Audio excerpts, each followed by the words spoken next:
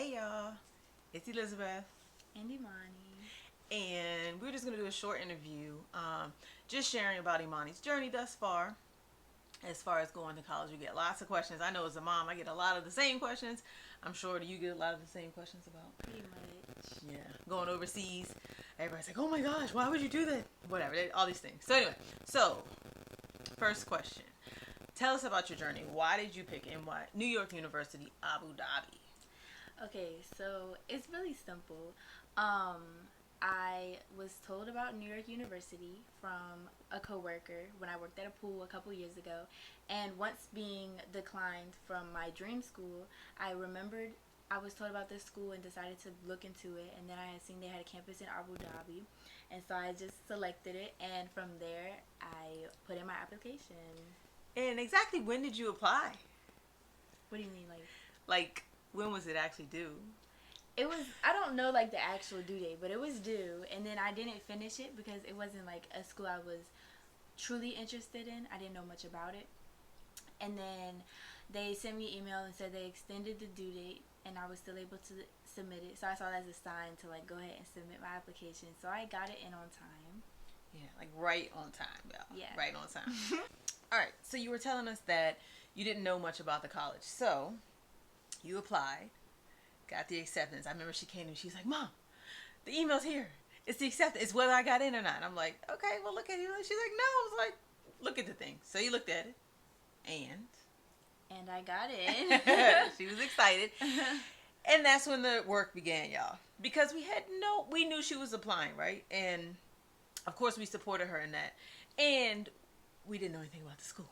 So we started doing research. And what are some things that you learned about the school? So I learned that the acceptance rate is 3 to 4%. They are a very small school. They have about 1,000 students, around 1,000 to 2,000 students on campus. The actual campus is on an island. It's like a resort. And yeah, those are some of the main things I remember learning about. Yeah. It was really cool because, again, we had no idea how prestigious the actual school was. So the fact that she got in, we were just like super excited and proud. And of course, at this point, she still hadn't accepted. She just received notice that she got in, and then she still had to accept because you got into what other schools as well? I also got into George Mason University and University of Maryland. College Park. Yeah. Awesome. All right. So she did accept, of course, because that's what we're getting ready to go off to. How do you feel about going to school overseas? I am ecstatic. I am so ready to experience the culture over there.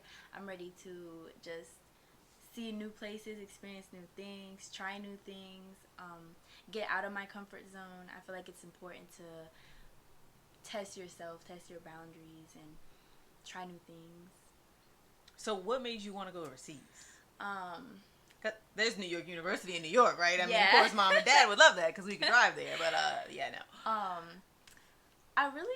I really don't have a specific answer for why I wanted to go overseas. I mean, I've had experiences where I have gotten the opportunity to travel overseas, and I loved it.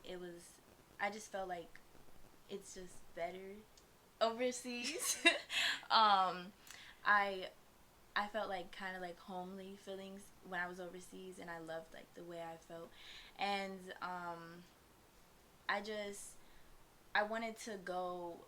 I feel like I wanted to go far away, if that makes sense. Not far away from my parents or anything, but just like far away from the environment I've been in. I think part of it is because I've spent a lot of my childhood traveling, and then we've been stuck in Virginia stuck here. I would say that stuck here for about 8 years. So I think part of me just really just wanted something completely new, like nothing like what I have been experiencing in the past couple of years. Yeah. What are you looking forward to the most? I'm looking forward the most to meeting the people I have been talking to. I have been talking to multiple people via social media, and we're using WhatsApp to communicate. And they are all so nice. I haven't met not one person that like isn't generally just a kind-hearted person, and I just want to meet all of them and do some of the things that we have planned overseas. So yeah. Like what? What do you have planned? Well, for starters, I can't bring anything with me over there, like hangers, just like big stuff to use as storage. So I'm looking forward to going shopping with them at IKEA. And also we have plans to like see the sunrise because we are on an island, and just like some hair stuff I have with one girl, like just different little stuff that we want to do together. All right. I wrote some notes, y'all. Let me see what I said. Oh, so obviously they're going to be seniors or senior students now that are getting ready to apply for college. What advice or suggestions would you give them? Okay, so first, I feel as if you shouldn't focus as much on the acceptance rates of schools. I feel like when I went to go apply for my dream school, the whole time I was thinking about how low their acceptance rate was and how my grade point average was below their average grade point average. Like I was comparing my statistics to what their average statistics were, and I think I got in my own head, and then I basically, like, what would you say, like I sabotaged myself in a way when doing the application. And I feel like when you're applying to these schools, you should just not go in blind. You should know something about the school and know that they have your major, and know that they have like something, they provide stuff that you would like look for them to provide you good food, good housing, good tuition, or good scholarship, stuff like that, and not so much focus on what their acceptance rate and what type of people they're accepting, because you never know what they're really looking for. And I feel like part of the reason I got into the school I have gotten into is because I was a well-rounded person. I did a lot of volunteering. I played multiple sports during high school. But I also maintained a good grade point average. And so I feel like they saw that I was a well-rounded person, and that's what a lot of colleges are looking for, is a well-rounded person, and less like what are your SAT scores, ACT scores, and all that stuff. I mean, that's also part of it, but the bigger picture is who you are as a person. Right. Yeah. I would agree, and I think one of the things you said that I just wanted to highlight was don't doubt yourself, right? Mm-hmm. Know you're good enough, regardless of what their acceptance rates are or what their GPA is. You might have had a really good GPA, right? And do you want to tell them what your dream school was at one My point? dream school was Johns Hopkins University. Yeah. Yeah. Her GPA just wasn't their average high GPA, right? And then, of course, there's SAT scores, and with COVID, it was hard to even study for SATs and things like that. So she was kind of nervous going into it, not thinking she was what they were looking for, right? So I think that's great advice, to just do your thing, believe in yourself, and wherever you're meant to be, you will be. Yeah. So, all right, what advice would you give freshman parents or parents of freshmen going into college?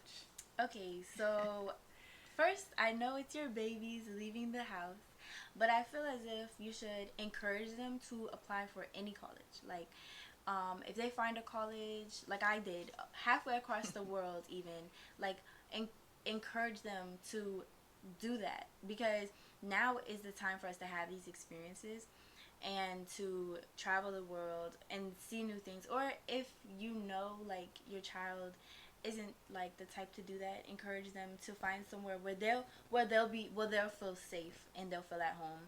All right, so I think that was great advice to give us freshman parents, because like you said, it is scary. And I have to say, from a parent's point of view, you know, a lot of people say, "Oh my gosh, you're going to be okay with her going to school overseas, and isn't that scary?" Yeah, it was, right? And one of the things I will say that we've done is we've shared our story with so many different people, right? And we're so proud of her, so we tell everybody about it. And the more we tell people, the more people we know that have actually been there or know people that are there or have been going there.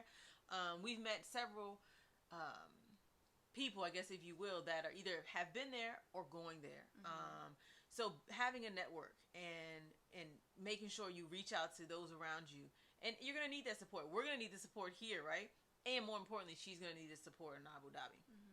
So definitely share your story if you do have someone who's going overseas, regardless of where it is, or even if it's not overseas, right?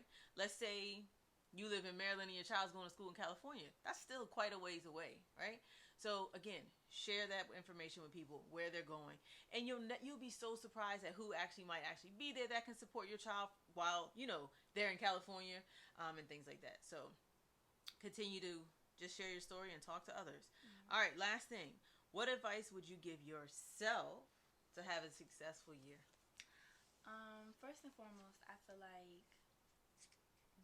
because of the location I chose, it is away from family, it's away from the support system I have built around me. And so I feel like I should find my outlet in a way, my support, and be able to stay focused,